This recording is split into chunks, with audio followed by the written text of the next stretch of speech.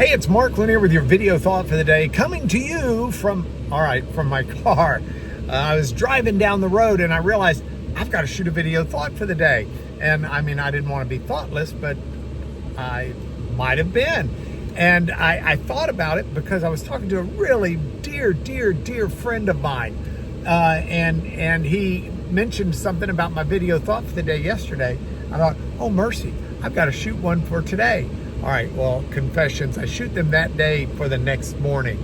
So this is the day before. But anyway, so I pulled over and it was fortuitous that I was talking to my buddy because the video thought for the day that I have not shot, but I did write, is from Psalm 133, verse 1. This psalm is a wonderful psalm. It's one of my absolute favorites. I've loved this psalm since I was a young man, first introduced to it back, I think I was like 15. And my buddy Rick Reynolds introduced me to this. The psalm says, "Behold how good and pleasant it is when brothers dwell in unity."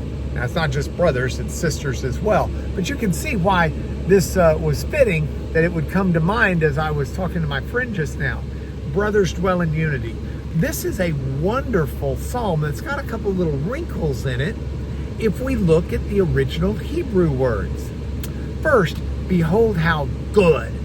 Good is the Hebrew word tov, and it contains an element of moral good. It's not just like food is good, especially good food, but it's moral and ethical and right, and that's interesting. To dwell in unity is a morally good thing to do. It's something that God wishes us to do. So behold how good and pleasant. Naim is the Hebrew word for pleasant. It just means something that's enjoyable. And when we are united with others, it's not only something that's morally good and good in what it can do, but it's also something that's enjoyable, it's pleasant. And so, behold how good and pleasant it is when brothers dwell in unity. Now, the word brothers there doesn't mean just blood brothers, and it doesn't mean just men. It's the idea of people who coexist in some ways together. Think of it like if you go to church or if you go to synagogue, it would certainly include those people in your church and synagogue circles. It would include, even beyond that, your neighbors, the comradeship of all humanity.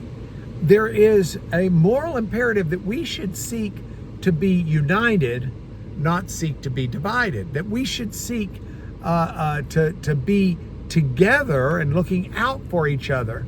It's a very Christian thought, but this is found in the Old Testament. It's a very Hebrew thought. Behold how good and pleasant it is when people dwell in unity. It's a fantastic area of blessing that flows from God when it happens, as the rest of the psalm, it's a short psalm, but the rest of the psalm indicates. So here we are in an election year.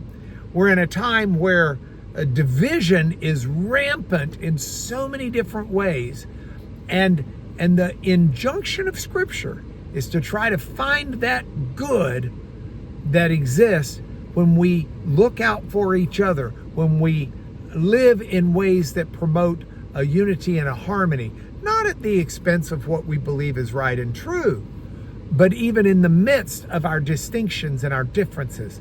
Let's find a way to find common ground where we can and enjoy the beauty and the pleasantness and the good of unity.